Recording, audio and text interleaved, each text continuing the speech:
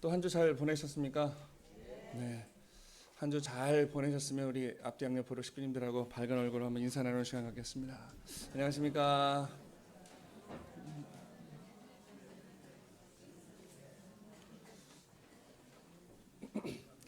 네. 뭐 늘 드리는 말씀이지만 한 주 한 주가 너무 빨리 지나가고 한 달 한 달이 너무 빨리 지나가는 것 같습니다. 생각해 보면 시작한 지 얼마 안 된 것 같은데 벌써 이제 2015년도 한 달 남짓 남은 것 같습니다. 벌써 11월도요. 이제 하순으로 접어들었습니다. 낙엽도 많이 떨어지고 네, 날씨가 추워지다 보니까 낙엽이 떨어지는 것을 보면서 사람은 두 가지 부류로 나눠진다고 합니다. 슬프다. 그리고 또 한 부류는 저게 빨리 떨어져야 또 새싹이 나겠지. 뭐 말씀드리지 않아도 뒤에 후자가 더 긍정적이고 희망적인 생각이 아닌가 생각이 됩니다. 그래서 우리 식구 여러분들도 전 세계 70억 인류가 살아가고 있는데 우리 섭리를 걸어가는 우리 식구들뿐만 아니라 모든 사람들이 요즘 특히 하는 이야기가 있습니다. 인생 참 힘들다라는 이야기를 많이 합니다.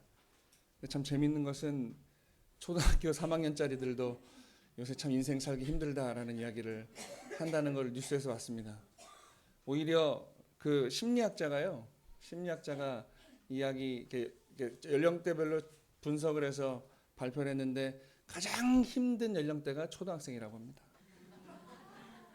뭐 보통 30대, 40대, 50대가 그 가장 치열하게 사는 연령대라고 하지만 가장 힘들고 인생의 무게에 찌들어 사는 사람들이 초등학생들이라고 하더라고요. 그걸 보면서 참 요즘 시대가 어디로 가고 있는가라는 또 생각을 해보게 됩니다. 또 지난주에는 많은 일들이 있었지만 또 우리 소식을 들으셨겠지만 우리 이평범 20자 가정의 장남이 우리 이남구 우리 식구가 지금 뇌출혈로 쓰러져 있습니다. 그래서 수술을 했는데요. 좀 가망이 없다라고 했는데 그래도 수술이 잘 끝났습니다. 수술이 잘 끝나고 지금 중환자실에서 누워 있는데 제가 어저께 다녀왔습니다. 다녀와서 기도도 하고요. 그렇게 보내고 왔습니다. 그리고 그 소식을 처음에 접했을 때가 제가 청평에서 원리 강사 수련하고 있었는데요. 뭔가라도 해야겠다라는 생각에 제가 그날 밤에 정심원에 12시 넘어 내려가서 기도를 하는데 솔직히 뭐 감동이 없어서 그러니까 느낌이 없더라고요. 정심원에서 막 소리를 지르면서 기도를 하는데 그리고 이제 숙소로 들어와서 다 자고 있는데 그 복도에 부모님 존영이 걸려 있더라고요. 그래서 그 부모님 존영을 제가 팔을 벌리면 딱 요만한 사이즈 있길래 그 존영을 붙잡고 기도를 했는데 막 몸이 뜨거워지고 뭔가 이렇게 막 전율이 느껴지는 그런 느낌을 받았습니다. 어쨌든 뭐 제가 기도를 잘해서가 아니라 우리 식구님들이 또 같이 기도해 주시고 정성을 모아서 그 어려운 수술이 잘 끝나고 지금 그래도 지금 중환자실에 누워가지고 일부러 한 열흘 정도는 혼수 상태로 둔답니다. 왜냐하면 움직이거나 뒤척이면 이 머리에 뇌압이 올라가서 또 안 좋은 일이 있을 수 있기 때문에 지금 누워 있습니다. 누워 있고 그 이숙자 권사님이나 화숙이나 많이 좀 놀라셔가지고 청심환을 먹고 있다고 하는데 지금 일단 절대 안정을 취해야 되기 때문에 우리 식구님들이 병문안을 가는 거는 아직은 아닌 것 같습니다. 그래서 많이 기도 좀 해주시고요.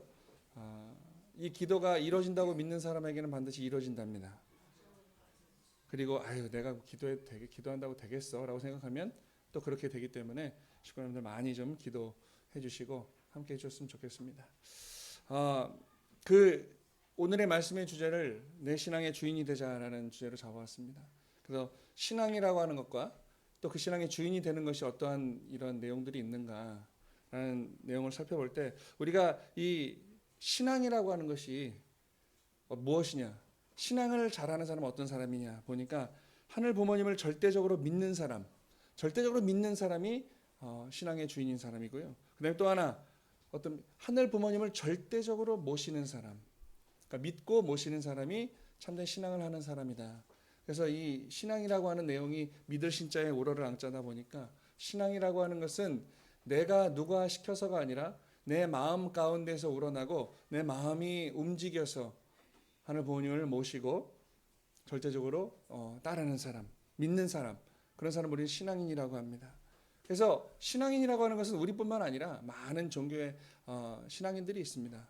근데 그 신앙이라고 하는 깊이와 넓이는 누가 정하느냐? 그건 하늘 부모님이 정하는 것도 아니고 그 어떤 누가 이 사람은 신앙이 좋아 라고 정리해 주는 게 아니라 내 스스로가 얼마나 하늘 부모님과 가까운가를 스스로 평가할 수 있어야 됩니다. 제가 대학교 1학년 때 20살 때죠. 20살 때 21살 때까지는 항상 사람들이 저를 판단할 때 그냥 잘 노는 사람, 운동 좋아하는 친구, 이런 친구로 여기더라고요. 근데 저는 스스로 제 마음속에 누가 나를 어떻게 이야기하든지 항상 제가 갖고 있었던 그런 어떤 심지가 있습니다. 그건 뭐냐면 나는 그 누구보다도 이 세상 누구보다도 나는 하나님을 사랑하고 나처럼 신앙 좋은 사람은 없다라고 하는 자부심을 가지고 살았던 기억이 있습니다. 그래서 신앙이라고 하는 것은 누가 저 사람은 어떻다 저떻다가 아니라 내 스스로가 내 마음 가운데 계시는 하늘 부모님과 참부모님을 모시고 내가 그 말씀대로 살아가기 위해 열심히 살아가는 그게 진짜 신앙이 아닌가 생각해 보게 됩니다. 그래서 이 신앙의 주인이 되어야 되는데 주인은 어떤 사람이냐? 하늘 부모님의 말씀대로 사는 사람이 바로 이 신앙의 주인이다라는 것이죠. 왜냐하면 하늘 부모님은 이 피조세계를 창조하신 창조주입니다. 그리고 우리 인간을 자녀로 창조하시고 우리에게 3대 축복의 말씀을 주시고 모든 축복을 다 해주셨어요. 그래서 우리가 가장 그 하늘 부모님의 창조를 받은 자녀로서 해야 될 것은 그 하늘 부모님의 우리에게 주신 말씀대로 살아가야 된다. 3대 축복의 말씀을 주셨다고 했어요. 생육해서 번성해서 만물을 주관해라. 그러면은 그 말씀을 가지고 우리가 스스로를 완성시키고 또 가정을 이루고 그 가정 가운데서 화목하고 사랑이 꽃피어나는 가정을 통해서 만물이 그리고 세상이 존경할 수 있는 우러를 수 있는 그러한 하늘 부모님의 자녀가 되어야 되겠다라는 것이 바로 참된 주인이 되는 길이 아닌가 생각해 보게 됩니다. 그리고 또 하나 이 주인이라고 하는 것은 모든 것을 책임지는 사람입니다. 세상적으로 봐도 어떤 사건이라든가 어떠한 일들이 벌어지면 이 책임자가 누구냐? 설령 어떤 이 기업체를 보더라도 막내 사원이 뭔가를 큰 사고를 쳤더라도 그 책임은 그 부서의 부서장이 져야 됩니다. 물론 그 실수란 그 말단 사원도 문책을 받겠지만 결국에 그 모든 결과의 책임은 그 모든 것을 관장하고 있는 주인이 지게 되어 있다라는 겁니다. 그래서 우리가 주인이라고 하는 것은 부모님의 또 하늘 부모님의 말씀대로 사는 사람이 주인이고 또 그 말씀대로 행하진 나의 모든 것을 책임질 수 있는 사람, 나의 삶을 책임져가는 사람이 주인이다라는 말씀을 드려보고 싶습니다.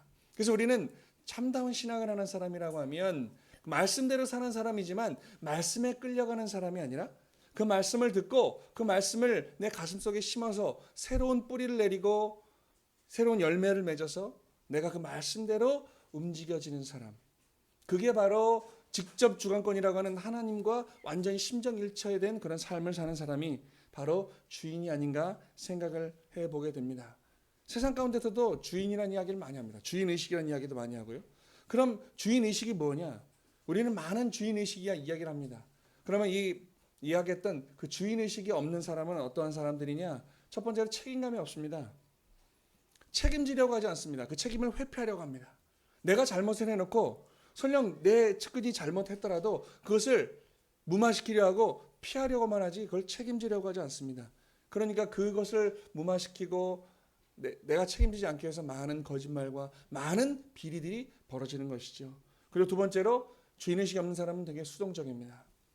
내가 이것을 내 것이기 때문에 이뤄내야겠다는 그런 마음이 있는 것이 아니라 누가 시키는 만큼 이만큼 수동적으로 움직인다는 것이죠. 그래서 지금 평면적으로 볼 때 우리나라에서 가장 수동적인 사람들이 공무원이랍니다. 딱 주어진 것만 하는 사람들. 그리고 그 이상 뭔가 하려고 하지 않는 사람들. 그래서 그 요즘 우리나라 잘 나가는 그 명지대 교수 김정은 박사가 되게 재밌게 강연하시는 분인데 많은 강의 요청을 받는답니다. 근데 그렇게 베테랑이고 우리나라에서 강사료를 가장 많이 받는 사람도 제일 힘든 강의가 중앙공무원교육원에서 강의하는 게 제일 힘든답니다. 뒷짐지고 앉아서 그래 너 강의 얼마나 잘하나 보자 라고 본다는 거예요. 그래서 굉장히 수동적이고 능동적으로 움직여서 내 것을 만들어내야 되는데 굉장히 수동적이라고 합니다. 그리고 세 번째로 성취욕이 없습니다. 내 것이 아니기 때문에 성취욕이 없는 것이죠. 이것이 내 것이라고 하면 이 꽃이 내 것이라고 하면 시들기 전에 물도 주고 잘 가꿀 겁니다. 근데 이건 내 게 아니니까 시들어도 그만 죽어도 그만이죠. 대표적인 예가 공산주의입니다. 북한이 그렇습니다. 북한이 왜 못 사느냐? 김일성 때부터 김정일을 거쳐서 김정은이까지 독재 정치를 하고 있기 때문에도 있지만 그 안에 모든 것이 당 거지, 우리 어버이 수령님 거지 내 것이 없습니다. 그러니까 해도 그만 안 해도 그만. 근데 안 하면 배급을 못 받고 목숨이 위태해지니까 어쩔 수 없이 하는, 수동적으로 움직이는, 책임감이 없는 그러한 삶을 사는 것이죠.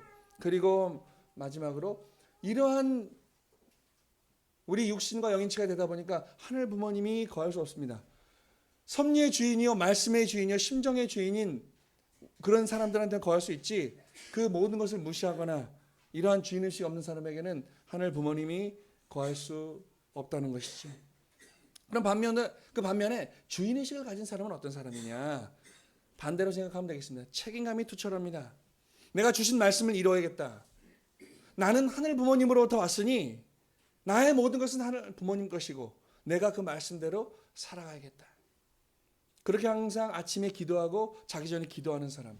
그리고 이러한 책임감이 있는 사람은 어떤 일이 벌어집니까? 화합이 벌어집니다. 아껴주고 보살펴 주려고 하는 마음이 생기죠. 그래서 책임감이 투철한 사람, 무슨 사람이요? 주인의식을 갖고 있는 사람입니다. 두 번째는 능동적입니다. 내가 주인이기 때문에 내가 가꾼 만큼, 내가 일한 만큼 거둬들이는 것이기 때문에 주인의식을 가진 사람은 굉장히 능동적으로 움직입니다. 나의 것을, 아니면 하늘 부모님이 주신 말씀을, 또 우리의 이 심정 조직체를 더 발전시키기 위해서 능동적으로 움직이는 사람이죠. 그리고 세 번째로 성취욕을 가지고 열심히 일합니다. 내가 움직인 만큼, 내가 사랑한 만큼, 내가 아껴주고 보살핀 만큼, 내가 기도한 만큼, 내가 정성 들인 만큼 이 섭리는 내 이 상황은 발전한다는 것을 알고 있기 때문에 성취욕을 가지고 열심히 기도하고 또 열심히 일하게 되죠. 이러한 사람에게는 언제나 하늘 부모님이 함께 하실 수 있다는 것이죠. 그래서 우리가 주인의식을 가지고 열심히 신앙하고 또 열심히 살아가는 사람들에게는 항상 승리와 성장과 발전이 있기 마련입니다. 우리는 많은 우리 신앙의 테두리 말고 그 밖에서 벌어지는 역사 가운데 많은 일을 봤습니다. 세종대왕의 예도 봤고요, 이순신 장군의 예도 봤고, 또 뭐 유관순 열사라든가 아니면은 정주영 회장이라든가 이병철 회장이라든가 정말 열심히 능동적으로 책임감을 가지고 나라를 사랑하는 마음으로 성장한 그러한 열심히 일한 사람들이 큰 기업을 이뤘습니다. 예를 들어보면 그렇습니다. 첫 번째로 삼성의 얘기를 들어볼 수 있습니다. 이건희 회장이 1987년도에 선대 회장 이병철 회장이 작고하고 나서 회장의 자리에 앉습니다. 그리고 나서 1992년도에 경영혁신을 발표하죠. 뭐라고 얘기합니까? 마누라와 자식만 빼고 다 바꾸라 그럽니다. 다 바꿔야 된다는 거예요. 지금의 모습 갖고는 우리가 더 이상 발전할 수 없다. 그렇다고 마누라를 바꿀 수는 없지 않습니까? 그러니까 최소한의 바꿀 수 없는 내 마누라와 자식은 바꾸지 말고 나머지는 다 바꿔라. 그리고 제일 먼저 뭘 바꿉니까? 출퇴근 시간을 바꿉니다. 7시에 출근해서 4시에 퇴근하라는 얘기예요. 아마 다 책을 보셔서 아실 겁니다. 보통 기업이 대부분 9시에 출근해서 6시에 퇴근을 하는데, 그러면은 9시에 출근하게 되면 모든 사람들이 지하철에 대중교통에 몰리니까 지옥철이 되죠. 힘들죠. 지치죠. 출근 전쟁이 벌어진답니다. 근데 삼성에서는 우리 7시까지 출근해라. 그러면 한 5시쯤 일어나서 좀 더 일찍 움직이면 차도 안 막히고 편하게 출근해서 아침에 고요할 때 차 한잔하면서 열심히 일을 하고, 대신 퇴근 시간이 빨라집니다. 4시에 퇴근하라는 거예요. 4시에. 아시겠지만 6시에 퇴근을 하면 바로 뭐 해야 돼요? 밥을 먹어야죠. 뭐 친구들끼리 먹든 집에 가서 먹든 밥을 먹고 뭐 해요? 이제 뭐 좀 쉬고 뉴스도 봐야 되고 잠잘 준비해야 돼요. 근데 2시간 땡겨서 4시에 퇴근을 하면요, 뭐 하냐면 나의 개발을 위해 뭔가를 쏟을 수 있습니다. 영어 학원을 다닌다든가 헬스클럽을 다닌다든가 아니면은 좀 더 쉼의 시간을 갖는다든가. 그러니까 하루가 더 길어지죠. 그러니까 능률이 오르죠. 영어를 배우는 사람들, 뭐 운동을 하는 사람들, 내 삶의 이 심정적인 기분이 좋아지니까 기업의 능률이 오릅니다. 그래서 삼성이 세계적인 기업으로 많이 발전해 왔다는 거죠. 그 두 번째는 마이크로소프트입니다. 지금 여러분이 쓰고 있는 모든 이 컴퓨터의 프로그램을 만드는, 윈도우라는 프로그램을 만드는 회사입니다. 그래서 이 마이크로소프트 회장인 빌 게이츠가 세계에서 제일 부자입니다. 왜 부자예요? 많은 기업들이 있는데 이 마이크로소프트 회사에서 만든 이 프로그램을 쓰지 않으면 컴퓨터를 구동할 수가 없어요. 전 세계 90% 이상의 컴퓨터가 윈도우를 장착을 해야 이 컴퓨터를 움직일 수 있습니다. 그러니까 이 세상에 존재하는 모든 사람이 다 사용할 수밖에 없는 제품을 만드는 회사이기 때문에 부자일 수밖에 없죠. 이 마이크로소프트의 빌 게이츠 회장은 세계에서 제일 부자지만 또 세계에서 제일 많은 기부를 하는 사람입니다. 벌써 자기 재산의 34조를 벌써 기부했습니다. 그 마이크로소프트에 빌 게이츠 그 장학 재단이 있습니다. 근데 세계에서 두 번째 부자가 누구냐면 워렌 버핏이라는 투자의 왕입니다. 라이벌이죠. 한때는 워렌 버핏이 이 투자 금액이 늘어났을 때는 세계 1위 부자가 된 적도 있습니다. 그리고 이 워렌 버핏이라는 사람은 마이크로소프트 회장보다 더 많은 자기 재산에 기부를 했습니다. 근데 제가 만약에 세계 2등이라고 하면 저는 제 이름으로 장학재단을 만들어서 큰 돈을 기부할 겁니다. 근데 이 워렌 버핏이라는 사람은 그러지 않았어요. 자기의 라이벌인 빌 게이츠 장학재단에 자기 재산의 대부분을 장학재단에 기부했습니다. 물어봅니다. 아니 왜 그 많은 돈을 당신이 입으로 하면 더 빛날 텐데. 그 워렌 버핏이 이야기합니다. 아니 마이크로소프트 회장이 저렇게 좋은 재단을 만들어놨는데 내가 왜 다른 걸 또 만들어? 거기다 주면 거기서 그렇게 잘 알아서 기부금을 쓸 텐데 내가 왜 그것을 또 만듭니까? 그러니까 생각의 차이가 있는 거죠. 라이벌 의식이다 보다는 내가 이 많은 양의 돈을 투자했을 때, 기부했을 때 어떻게 더 공평하게 잘 쓰여질까? 그러니까 이 마이크로소프트에서는 발전할 수밖에 없습니다. 그리고 세 번째는 나이키 회사입니다. 나이키는 1972년에 한 그냥 구두 공장에서 잘린 퇴짜 맞은 사람이 만든 회사입니다. 근데 어떻게 해요? 지금 전 세계 모든 스포츠계를 이 나이키라는 브랜드가 다 장악하고 있습니다. 심지어는 축구계는 아디다스가 장악하고 있었는데요. 농구계를 장악한 나이키가 나도 축구계에 뛰어들겠다. 되겠냐? 해보겠다. 그래서 지금 세계 양대 산맥이 되고 나이키가 더 큰 지금 시장을 만들어가고 있습니다. 근데 이 나이키란 회사의 슬로건이 뭔지 아십니까? Just do it입니다. 뭐냐면 그냥 해라. 바로 시작하자. 많은 사람들이 계획을 세우고 꿈을 꾸고 준비를 하지만 뭔가 출발을 못하라는 거예요. 바로 내 꿈이 앞에 보이면 그 꿈을 향해서 달려가야 되는데 그냥 머뭇머뭇하고 있다라는 거예요. 근데 이 나이키라는 이 기업의 모토는 부딪혀보자. 시작해보자. 그래서 부딪히면 또 그 벽의 난관을 넘어가고 또 회의를 통해서 대책을 마련하고 그래서 지금 세계의 굴지의 기업이 됐습니다. 왜 그러냐? 모두가 주인이라 생각하기 때문에 발전할 수밖에 없습니다. CEO라는 이 리더한 사람이 보다 넓은 목적으로 보다 가치 있는 목적을 가지고 움직이다 보니까 기업의 이윤뿐만 아니라 이윤이 생겼으면 그걸 나누자고 하는 그러한 이 사고방식을 갖고 있으니까 모두가 그럼 나도 열심히 우리 회사를 일해야겠다라고 하는 주인이라고 생각하기 때문에 그렇습니다. 이 주인의식이라고 하는 것을 생각해 볼 때 우리 성경 역사의 모세 때의 노정을 생각해 보면 이 모세 때 광야 노정을 생각해 보면 우리가 그 주인의식이라고 하는 것이 내가 이곳에 아니면 이 섭리에 내가 있는 이곳에 주인이 된다라고 하는 것이 얼마나 중요한 것인가를 우린 깨달을 수밖에 없습니다. 모세의 그 광야 노정을 여러분 잘 아실 겁니다. 21일이면 가나안 땅에 갈 수 있었을 텐데 계속 연장된 실수로 말미암아서 결국에는 40년 광야 노정을 살게 되죠. 근데 우리는 그 광야 노정 40년간 많은 일들이 벌어졌다는 것을 우리는 말씀을 통해서 배웠습니다. 하지만 그 모세는 가나안 땅에 들어가 보지도 못했죠. 그리고 결국에는 어떠한 일이 모세는 시체도 찾지 못했다 그랬습니다. 왜 40년 동안 유리고백하면서 광야 노정을 걸어야 했습니까? 가나안에 대한 주인의식이 없었어요. 하나님의 그 선민 축복을 받은 이스라엘 민족을 사탄의 애굽에서 출애굽시켜서 다시 젖과 꿀이 흐르는 하나님이 축복한 땅 가나안에 보내려고 하셨지만 그 가나안이 어떠한 가치를 갖고 있는지 그 가나안에 가면 어떠한 하나님의 말씀이 이루어지는지에 대한 주인의식이 없었어요. 그냥 우리의 리더 모세에 대한 불평불만과 왜 우리는 이렇게 힘들게 광야에서 텐트를 치고 살아야 되는지에 대한 불평불만만 있었습니다. 우리는 축복받은 민족이라고 하면서 왜 우리가 이 오랜 기간 동안 이 모진 고난 속에 살아야 되는가? 하나님은 과연 있는가? 우리를 이끌어주는 저 모세라는 지도자는 과연 하늘이 내신 분인가? 주인의식이 없었습니다. 그러니까 갈라지기 시작합니다. 불평불만하는 사람, 시기 질투하는 사람, 하나 되지 못하는 사람, 그 안에 도적질을 하는 사람, 서로 싸우고 죽이는 사람, 이러한 갈라짐이 벌어지죠.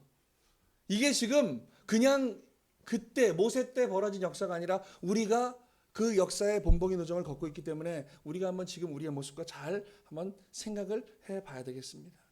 그래서 결국에는 이 이스라엘 민족은 40년 동안 광야 생활을 결국 제대로 청산하지 못했습니다. 그리고 고난 속에 살다가 모세는 또 그렇게 가버렸습니다. 이 내용을 살펴볼 때 우리도 오늘 천일국이라고 하는 아직 100% 완성하지 못한 천일국이라고 하는 이 현실에 안주하고 말씀대로 살지 않으면 어떻게 된다고요? 우리가 지금 부모님은 일생을 걸고 우리를 천일국, 그 천일국 안에 우리를 축복해 주고 싶으셨지만, 우리에게 천일국을 선포하셨지만 우리가 그 말씀대로 살지 않으면, 서로 하나 되지 못하고 화합하지 못하고 이래저래 휩쓸려 다닌다고 한다면 우리는 천일국이라고 축복해 준 이때가 모세 때보다 더 험난한 광야일지도 모르겠습니다. 우리는 그때 사람들하고는 다른 존재들이죠. 축복을 받았습니다. 우리는 메시아를 만났습니다. 그리고 구원받았습니다. 그리고 더 중요한 건 원죄 없는, 하늘이 아담과 해와 위해 그렇게 원하셨던 원죄 없는 우리의 2세 3세들이 지금 생산되어지고 있습니다. 그럼 우리는 천일국 국민으로서의 천일국의 이 심정을 가지고 하늘 부모님, 천부모님 모시고 살아야 되는데, 우리는 항상 기쁜 얼굴과 기쁨의 행복한 삶을 살아야 되는데, 우리가 만약에 그러한 삶을 살지 못한다고 한다면 지금은 천일국이 아니라 오히려 그 3,500년 전 이상보다 더 큰, 더 지독한 광야일지도 모르겠습니다. 그래서 우리는 오늘 이 말씀을 통해서 제가 식구 여러분들께, 오늘 우리 참 어머니께서 우리 통일가의 자랑스러운 식구들께 강조하고 계시고 또 말씀해 주고 계신 게 무엇이냐, 결론적으로 말씀드리면 신앙의 기본으로, 신앙의 본질로 돌아가자라는 것이죠. 우리는 너무 많은 시간을 살다 보니까 많은 것을 잃어버리고 삽니다. 어저께도요, 제가 지난주에도 말씀드렸는데 응답하라 1988이라는 드라마 한번 기회되면 보십시오. 왜냐하면 그 주인공들이 제 세대입니다. 거기에 보면요, 우리 딸내미하고 같이 보는데요, 저는 땅을 치고 웃습니다. 지금은 잊고 살았던 그때 그 시절, 거기 뭐가 나오냐면, 한 엄마가 시골에 할머니가 아파서 내려가야 되는데 남편과 아들 둘을 놓고 내가 이틀 동안 없는 동안 너희들이 해야 될 걸 가르쳐 주는 거예요. 그때는 그 집은 복권이 당첨돼서 부자집이 됐는데 연탄 보일러예요. 그러면서 연탄이 붙었을 때, 그러니까 불이 꺼졌을 때 어떻게 해야 돼? 번개탄. 맞아. 불을 갈아야 되는데 들으니까, 우리 어머니도 기억나시죠? 연탄이 두 장이 붙어 있어요. 어떻게 해야 돼요? 식칼로 그걸 잘라서 떼야 돼요. 저는 그걸 많이 보면서 자라는데 너무 재밌는 거예요. 그래서 막 소리를 질러 땅을 치는데 우리 예원이는 저게 뭐가 그렇게 재밌는 건지 몰라요. 아니 그 연탄 두 장 칼로 자르는 게 뭐 그렇게 웃기는지 몰라요. 그러니까 제가 한 30년 전이 제가 어렸을 때 드라마에 나오는 모습을 보니까 참 많은 걸 잊고 살았구나. 우리 아이들은 그 연탄이 뭔지, 연탄을 거기 나와요. 아이고 우리는 언제 연탄을 1000장이나 쌓아놓고 살 수 있을까? 근데 이제 복권 당첨된 집엔 연탄을 1000장 시켜놓고 쌓아놓고 뿌듯하고 있으니까 물어요 우리 딸이. 아빠 저게 뭐예요? 물어요. 저게 연탄이란 거야. 저게 뭐 어디다 쓰는 건데요? 옛날에는 이게 보일러가 없어서 이렇게 했어. 이해가 안 되죠. 본 적이 없으니까. 그래서 제가 그 드라마를 보면서 많은 깨달음을 얻고 있어요. 재밌게 웃고 있지만 많은 깨달음을 얻어요. 우리가 많이 잃어가고 있구나. 우리가 그 옛날 소박하고 뜨거웠던 정에서 많이 멀어져 가고 있구나라는 걸 느낍니다. 근데 그 드라마가 굉장히 좋은 드라마, 왜 맥콜이 많이 나옵니다. 그 옛날 우리 맥콜병 아세요? 맥콜병, 지금은 볼 수 없는 그 병도 나와요. 그리고 변기 막혀서 뚫을 때 맥콜병 페트자를 잘라갖고 뚫더라고요. 맥콜 크게 나옵니다 아주. 그래서 그 드라마가 더 재밌는지도 모르겠어요. 그러니까 그런 내용 드라마를 보면서 그 순수하고 그 5 가족이 매일 이렇게 정을 나누며 사는 모습에 참 우리가 많이 잃어가고 있지 않나라는 생각을 해보게 됩니다. 그래서 우리는 초창기 때 뜨거웠던 또 꼭 초창기가 아니더라도 우리 선배님들 그리고 우리 식구님들이 처음 신앙을 시작했을 때 그때 말씀을 듣고 불받고 내가 이 길을 가야겠다라고 결정하셨던 그때를 한번 생각해 보시면서 그때 신앙의 본질, 내가 가장 뜨거웠을 때로 돌아가지 않으면 이 섭리는 발전하고 있으나 우리는 그 안에서 퇴보하는 우리의 모습이 아닌가라는 생각을 해보게 됩니다. 그래서 생각해 보고 싶습니다. 신앙을 중심한 나와 그리고 나를 중심한 신앙하는 사람, 어떤 차이가 있을까요? 나를 중심한 신앙하는 사람은 이렇습니다. 한계가 있죠.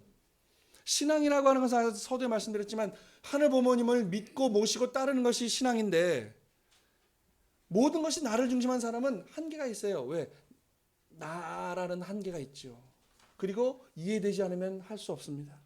이 나를 중심한 신앙하는 사람은 아무리 좋은 말씀을 들어도 나한테 깨달음이 있고 내가 이해가 됐어. 그래야 따르는 사람들입니다. 절대 신앙, 절대 사랑, 절대 복종의 개념이 아니라 내가 이해하고 거기에 동조해야 따를 수 있는 신앙이죠. 그리고 그러다 보니까 이렇다 보니까 이기적인 신앙이 되는 겁니다.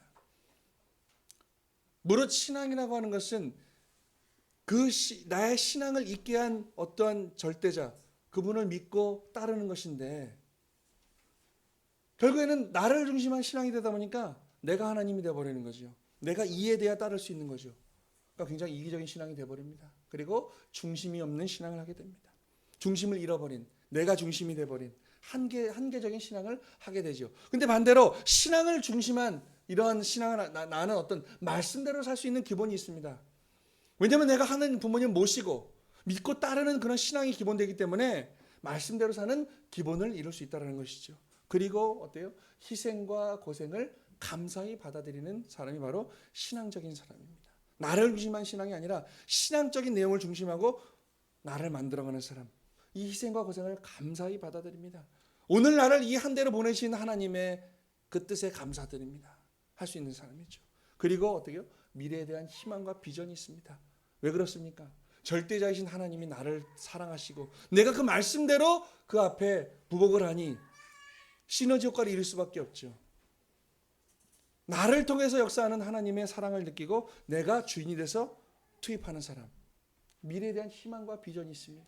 그래서 본질적인 신앙을 할 수 있죠.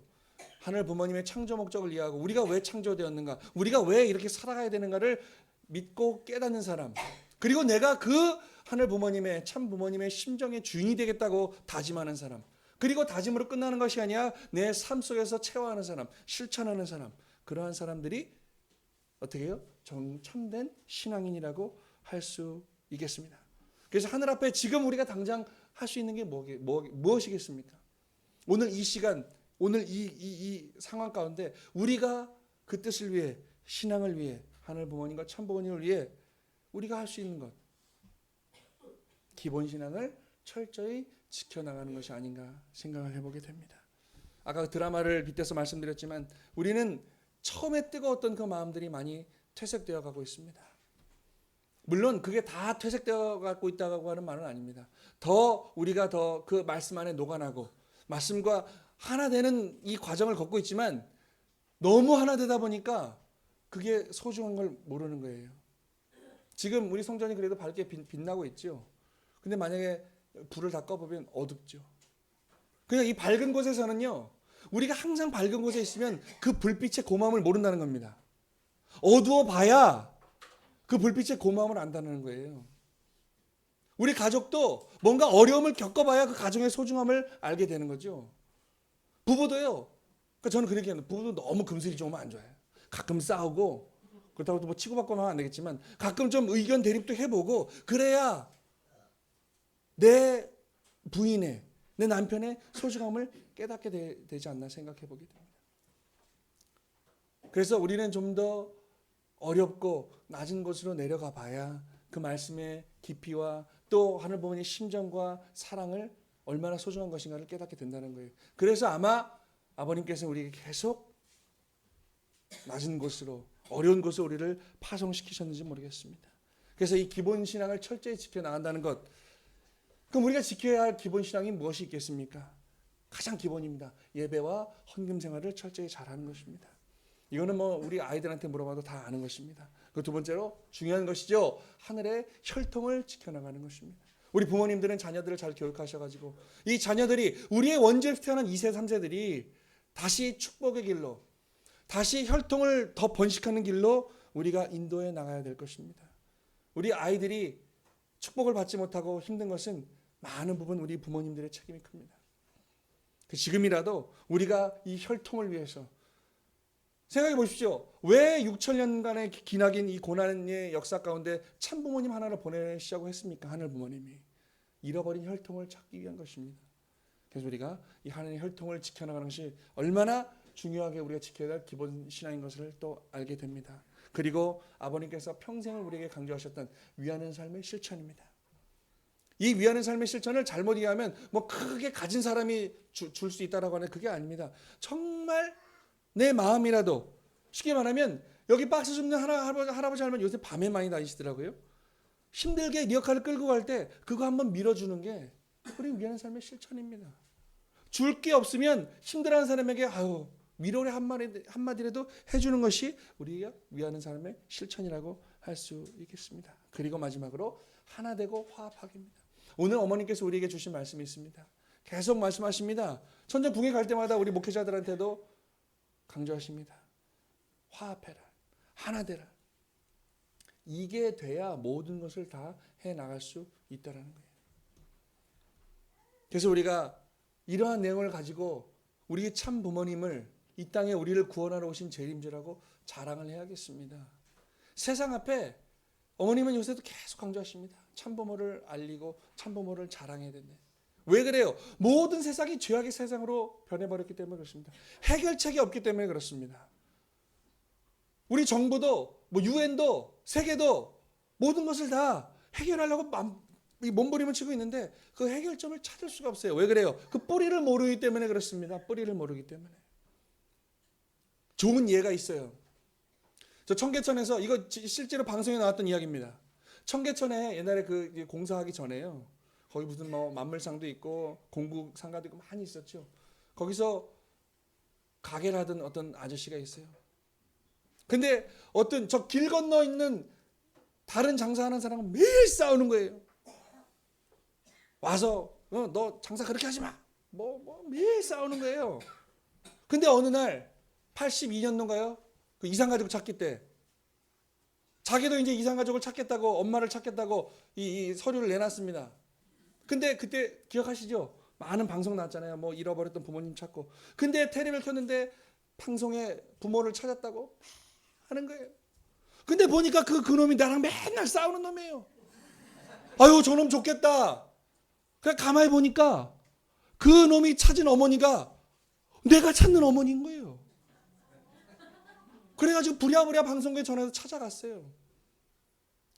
맨날 싸우던 그 양반이 내 동생이었던 겁니다. 그러면서 그래요. 부둥켜 안고 울다가 나중에 그런 얘기 했대요. 동생아, 네가 내 동생인 줄 알았으면 내가 너랑 그렇게 싸우지 않았을 텐데, 내가 너한테 그렇게 욕을 하지 않았을 텐데. 이 사건이 주는 교훈이 뭡니까?